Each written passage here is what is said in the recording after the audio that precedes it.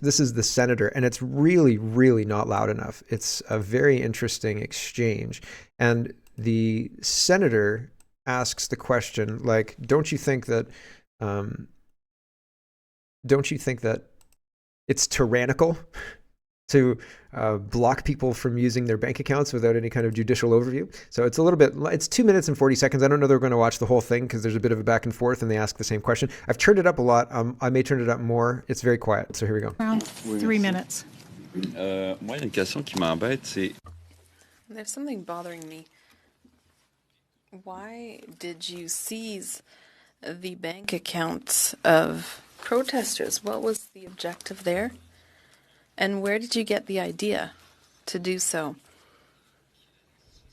I'm trying to imagine in what kind of free and democratic society in the world it is possible for the authorities to seize bank accounts for protesters. There was a freezing for a temporary period of time in the assets that were then unfrozen. OK, donc à quel endroit on freeze ou on gèle des... So where are bank accounts frozen, which means that people can't actually spend the money in their bank accounts? So you're removing their goods for a period of time. Where is this done with no judicial authorization for the sole reason that those individuals are protesting in the streets? I think, Senator Kerry, after 2 years on this committee, I think you probably know the answer to your own question, that we were dealing with a situation where there were unlawful and illegal activities, where people were being financed, including from Bitcoin sources, etc., including from foreign sources. So the idea was to destabilize the illegal blockade by cutting off its finances, which is effectively exactly what happened. OK, donc c'était ça l'objectif. Comme le ministre... So that was the goal, as Minister Lametti told us. It was to pull the rug out from under them. Those were not my words. OK. Donc le but, c'était de faire une pression économique, empêcher de faire... So the goal was to put economic pressure on these people to stop them from buying groceries, paying into their health insurance, and get them out of the streets? Not the characterization that I would put on it. The objective was to ensure that those who were funding the continued illegal blockade of this and other cities were no longer able to do so. OK. Donc, vous n'avez pas répondu à ma... We'll just leave it there. I'd have left it for a long time. It's interesting that the Justice Minister cited things that were not actually happening, talking about he erroneously claims that there were foreign sources funding the Freedom Convoy, and that was very minimal, if at all, and that's been proven a couple of times. And being snarky, he's like, oh, you know the answer to this question already. Give me a break. Absolutely unbelievable conduct from somebody who has no right to be acting the way he's acting. Let's talk about ArriveCan, because this is another big story, and then we'll get to the censorship. Maybe we should do the censorship now. We'll do the censorship now, and then we'll go to the ArriveCan. Here is the Justice Minister, and he's talking about how the internet is just a toy. It's just a toy, and just like Legos have safety instructions, the internet, which is a toy, according to this dunce, needs safety guardrails. Unbelievable stuff. Oh, I'm going to turn it down because this is going to be loud. Haha! I didn't blow out the speakers this time. Here you go. We know the harms we experience online. Here you go. Hold on a second. I'll get it to the right volume. It's actually louder on the back end of my setup here than it was when on the last video. Okay, here's the minister.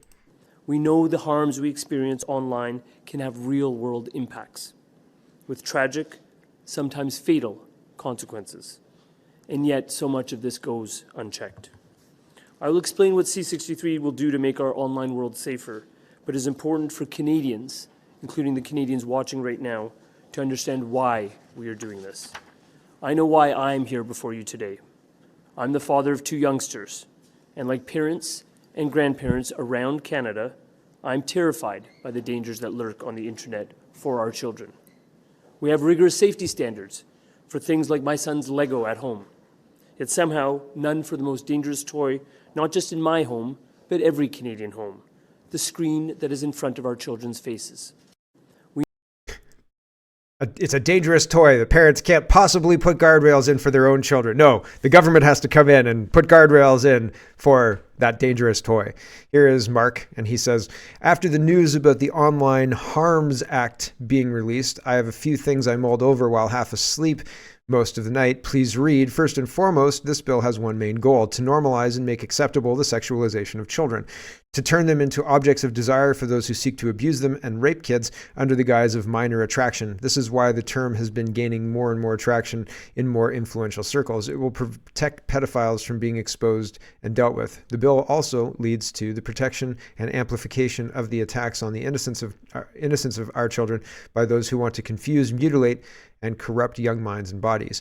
1. If hate speech is to be aligned with definitions legally put in place by the Supreme Court of Canada, then there is a massive legal challenge to those guidelines. If the group that gets to define what is hate speech is supposed to abide by this Supreme Court of Canada's definitions, then there is no need for a group to determine what is hate speech. 3. The point of the group of arbiters of the Ministry of Truth is to isolate and divide as to who is allowed to participate in hate speech online.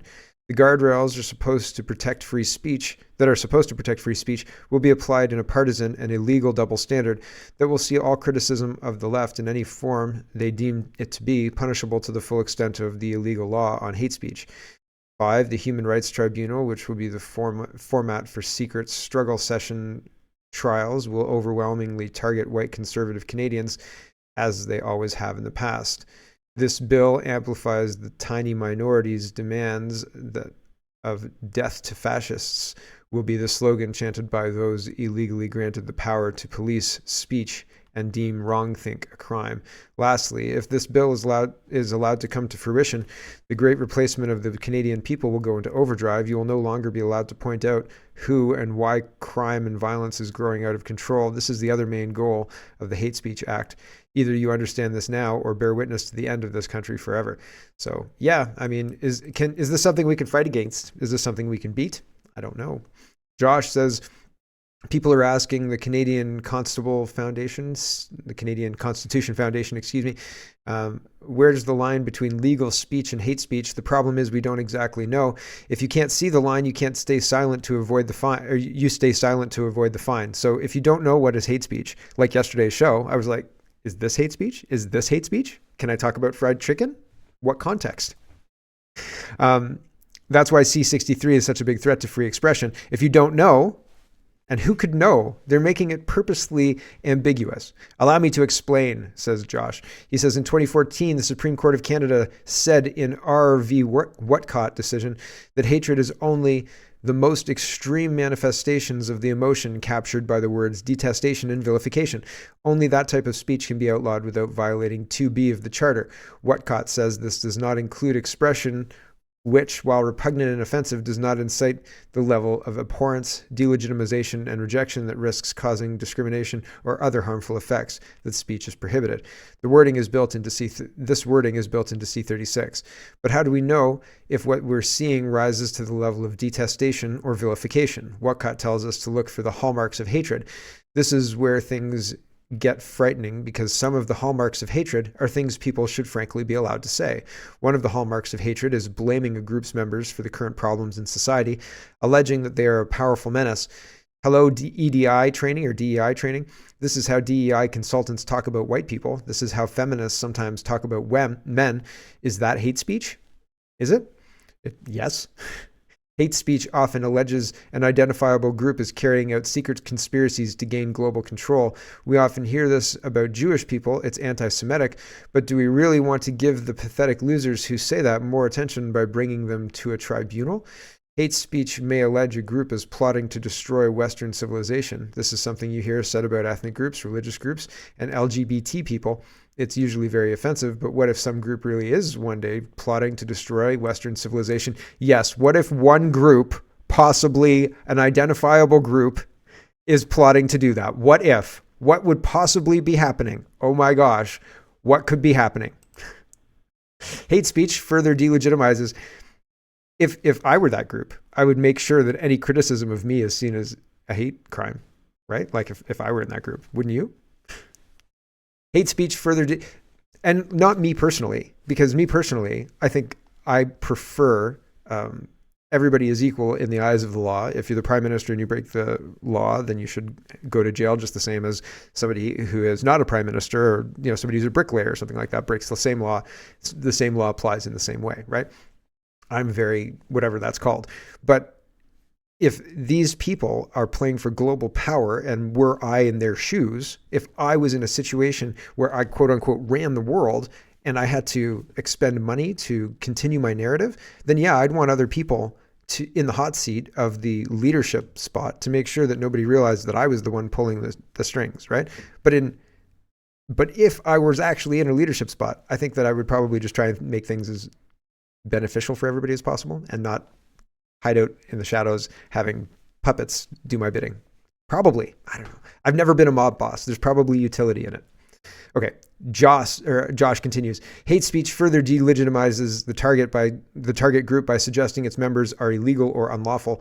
We've seen a large number of false asylum claims from a particular country lately. If I suggest they're illegal or unlawful, will I face a human rights complaint? Yes.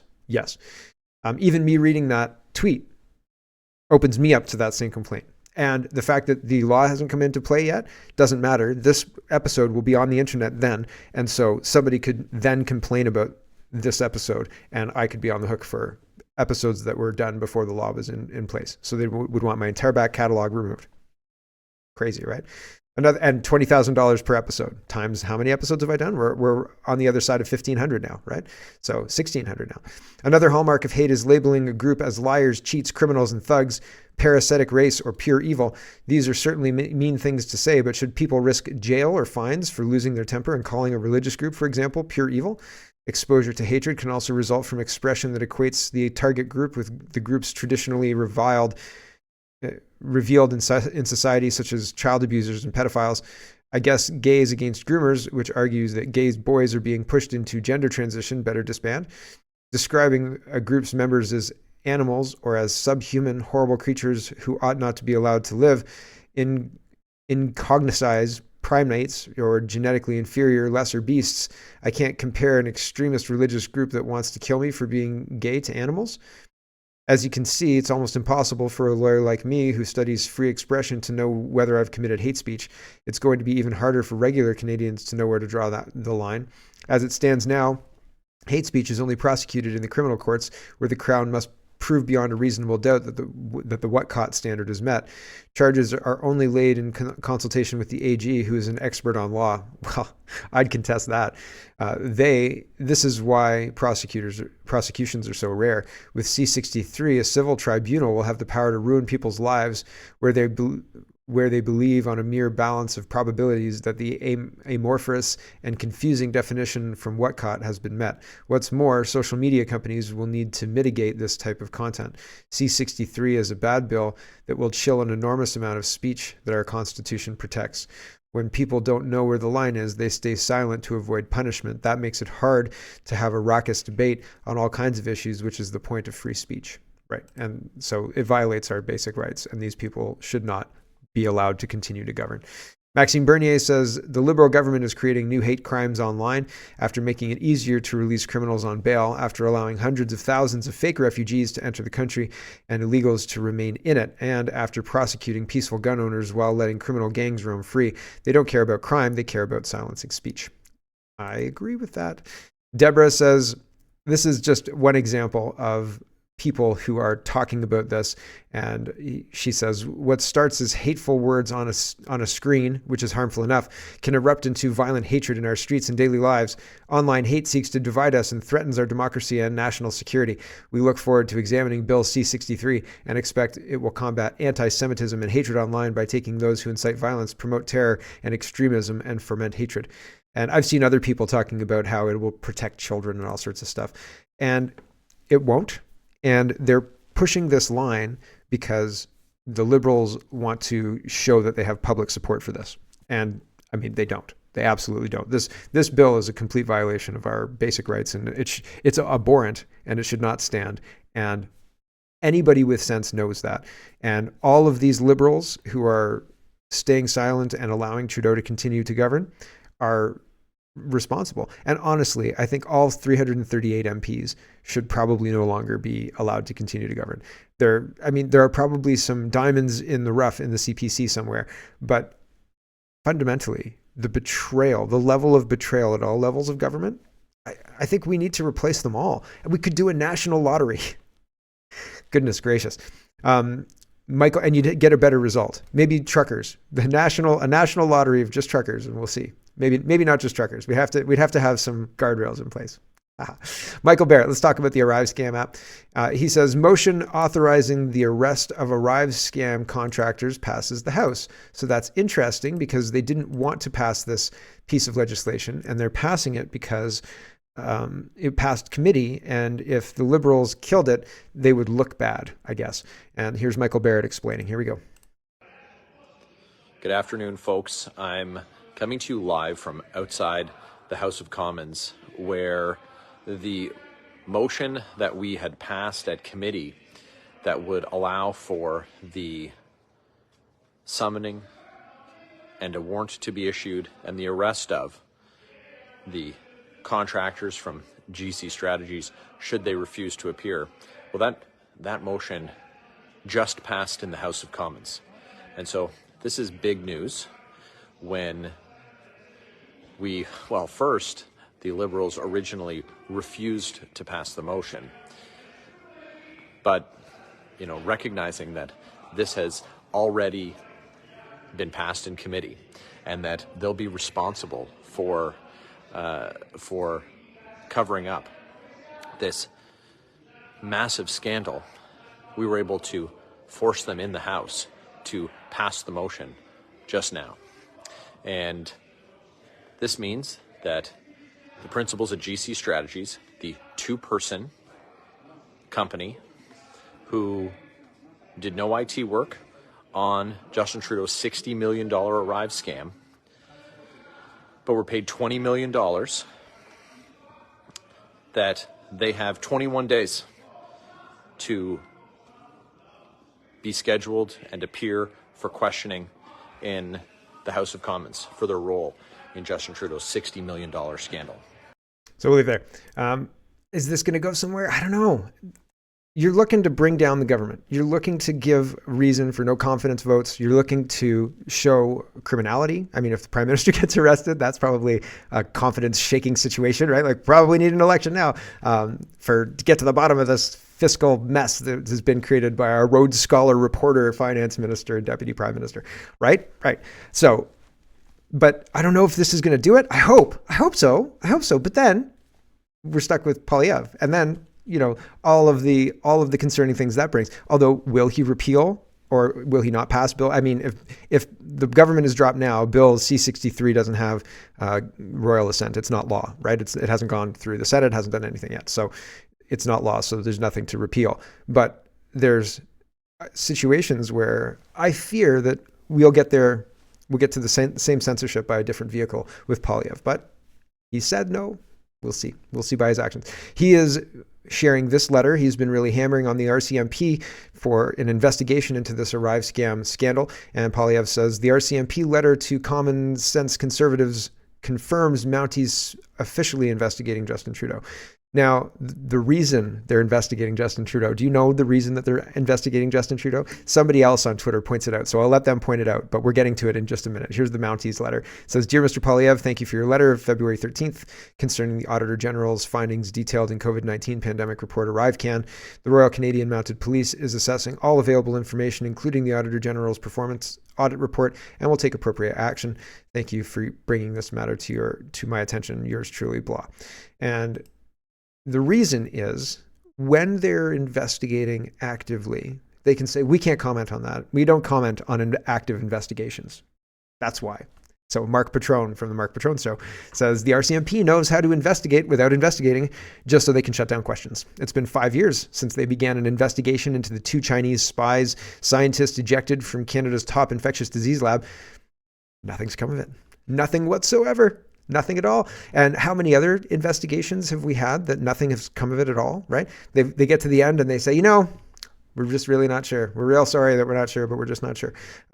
And what do you mean that man with the RCMP car and the guns and the payouts that look like RCMP informant payouts. What do you mean he might have had something to do with the RCMP? We're still investigating. We don't answer questions about ongoing investigations. What do you mean the community knows all the answers and nobody's allowed to talk about it? Yep. Pretty crazy stuff, right? So that's what's going on here. The RCMP's helping with all of this, I think. Lori Goldstein said the RCMP never tried to interview Justin Trudeau as a part of the SNC-Lavalin scandal probe, Ethics Committee told. So SNC-Lavalin is rearing its ugly head again, and Larry Brock is on it like a bulldog, and he is a bulldog, and he's finding out, and there's video of it, and I may have it coming up here in the series, but talking about SNC-Lavalin and these charges of criminality, obstruction of justice, so on and so forth, and why hasn't he been charged? And it's one of those things where I think that it's all part and parcel of the cover-up, using the apparatus of law to use investigations to block real investigations. People who are like, this looks like criminality. We have to get further into this. And then the RCMP says, don't worry. We're just, the other group is robbing the bank. I mean, getting the bank robbers downstairs, right? Just hang out up here and have a coffee and a donut. Job's done, right? And then tie them up with legal nonsense for a while. But it just seems like nobody's ever held accountable for anything, right? This is the SNC-Lavalin bombshell, and I think I've got it queued up. Hold on, let me double check. Yes, here is Michael Cooper talking about how Justin Trudeau is obstructing investigations by refusing to provide information and documents about certain things. Here we go. Investigation report, and would it be fair to say that the refusal by the Prime Minister's personal department, the PCO, to expand the scope of the Order in Council significantly impeded the full investigation into the Prime Minister's potential obstruction of justice? It limited our capability of pursuing a full investigation. And it would have limited it in a fairly significant way. Because after all, we're talking about going to the heart of the matter of obstruction. And again, I don't know not knowing what additional information is out there, it's hard for me to speculate that there's a Pandora box out there which is full of information, so it's hard for us without speculating. Because they don't have access to the information because the Prime Minister is obstructing the investigation. Or something, something similar like that. Here's Fundamental Justice. He's sharing Larry Brock, and it's the same thing. Reasonable and probable grounds. What charges? Obstruction of justice, intimidation of a justice participant. Remember when he sent his PMO assistants and bureaucratic assistants to intimidate or to talk to Jody Wilson-Raybould about her SNC giving them a DPA, deferred prosecution agreement? I mean, remember all of that? You can't do that. You can't do that. But they did it and they got away with it. So you can do that. I mean, right? You're not supposed to do that. That's the key, right? I'm not going to play the Larry Brock stuff. This is the same stuff. It's the same back and forth. I mean, it's worth it if you want to check it out. Link is in the description. Absolutely. But we've got things to do. I've got things to do. We've got to keep going. Doug Ford has his own Arrive scam. Just breaking. City News is reporting yesterday. Although, City News is suspect. So whenever I see something on the right, whenever I see something on these left-leaning publications, I think to myself, is this true, or is this the latest left attack on Doug Ford? And I've got a lot of issues with Doug Ford. Doug Ford said, I'm going to stop the SOGI education stuff, and he didn't. He's going to he doubled down on Black brilliance groups and having race become a huge thing in Canadian schools. And I know for a fact that Lecce, whatever his name is, has seen what's going on in Guelph with segregated student dances, segregated events, things like that, segregated Black brilliance groups board-wide in the Upper Grand District School Board. And they don't do anything, right? Black brilliance groups, it's fine if you have a population that needs extra support, but you should not say your skin color needs to be Black or you need to identify as Black in order to access this support. That's abhorrent. I can't believe they'd do that. And I can't believe they'd run a Black only dance. You can't have a white only dance. You can't have an Indian only dance, Hindus only dance. It just doesn't work. You can't do that to people and expect people to say, okay, this is fine. Are you kidding? And what happens if the white kids or whichever other ethnic group that's big enough and has interest enough puts on their own dance? The school is going to crush them on it. They're going to come down on them and say, I can't believe you'd organize something so intolerant. While the school themselves is organizing intolerant events, intolerant exclusionary events. And so I've got issues with Doug Ford, right? I don't think Doug Ford is somebody who is working for Ontarians. I think he's working for globalists, I guess. Why isn't he repealing the carbon tax on home heating? Why not? So I have issues with Doug Ford. Don't mistake what I'm saying, but I think that these newspapers make a bullshit attacks to go after him for nothing. We're trapped in a wizard circle of their making, right? Which is bullshit. Anyway, I have issues with Doug Ford. City News says this is their issue with Doug Ford. I think it's probably BS, but maybe not. Maybe there's a whole ArriveCan thing and happening province-wide too, and maybe he's giving kickbacks, and maybe that's another issue I have with Doug Ford. But I'm going to need to see a bit more than just City News's report on it to confirm. Okay, but City News is reporting the Ford government has given a sole source contract to internal accounting firm PwC to create a digital tribunal system. City News has learned. Sources say the price tag for the deal has ballooned from less than $1 million to more than $26 million. Now, this was in 2020, I believe 2020 or early 21, when the contract was given out, and it was to create a tribunal system for the tenant and landlord system. And it hasn't come to fruition yet. And so that's why I think maybe there's something to this, like comparison of the Arrive scam, ballooning insider contractors or something to that effect, because it's taken forever. There's been nothing delivered. Like there's been no like, oh, well, we've got this, framework up or whatever. So it seems very suspect. And $26 million, I mean, that better be one heck of a virtual, like, what does the Zoom subscription cost? Why are you building out your own thing? Just get an off-the-shelf thing that works and make sure it's as secure as it can be. I mean, Zoom has a vested interest. It's a Chinese app, so but Zoom has a vested interest in having the top of the line Chinese security, top of the line security, or whatever you need. So like SSL certificates and all the rest of that. So, right? I don't know. You would imagine that the off-the-shelf thing is better than the in-house built thing, because the off-the-shelf thing will be updated more often, probably, and it's not reliant on potentially a limited talent pool. Okay, off my soapbox for there. So Doug Ford. Hello everyone, thanks very much for watching.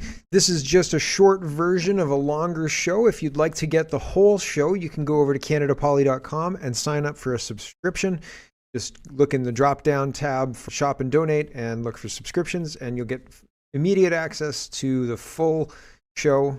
Love to see you. Thanks for watching, everybody. Have a wonderful, wonderful day.